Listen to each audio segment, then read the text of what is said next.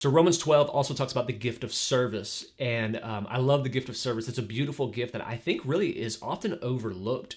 We tend to not notice these people enough. And as a pastor, I'm going to tell you why it's so important to me. But the gift of service usually means that you simply have a passion to meet the physical needs of the church, the organization, and the people of that church, and then also just the practical needs of people that you see. You're drawn to people who are in need, and you want to meet those needs.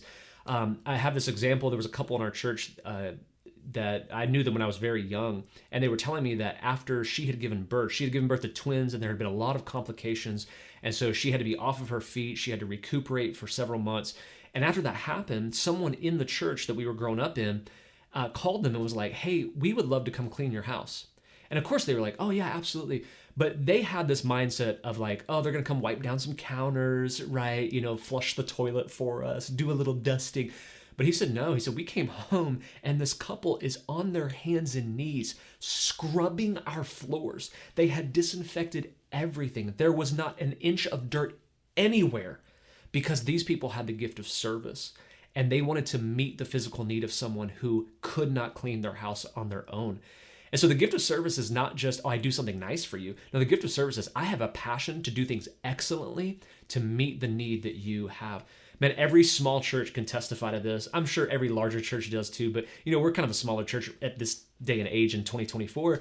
And one of the things I love is I love seeing those ladies on Wednesday nights at Revive students who cook food through the day and come feed our students for free every week. What is that? That's a physical need. And a bunch of teenagers are starving, especially the boys. They're eating nonstop.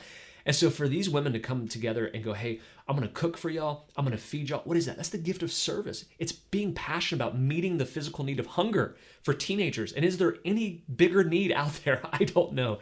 But I want to tell you, as a pastor, I'm also grateful because I just want you to imagine for a second, I have to write 52 messages a year, just give or take, right? If I take a few weeks off, but if we have extra services, I'll just say 52 weeks. I have to write 52 messages a year that are from the heart of God, that are scripturally based, that feed our people, that cast vision and help people know who the real Jesus is, really accomplishes the mission and vision of Revive. Well, imagine if I was doing that while trying to pray and receive vision for the future of our church, while also visiting every elderly person and going to mow their lawn, and then while also visiting those people in the hospital, and then also doing Sunday school for kids, because I definitely am not doing the way we do Revive Kids. Like, we're going to have a Sunday school if I have to do that.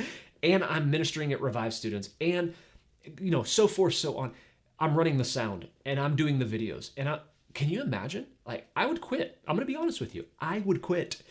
And so when you have somebody who has the gift of service and they see the physical need that they can meet, and they're going, "Man, I'm passionate about accomplishing the mission and vision and making sure our pastor can be focused on this and making sure these people aren't in the wrong positions just because we need somebody, but I'm filling this because there's a need for it."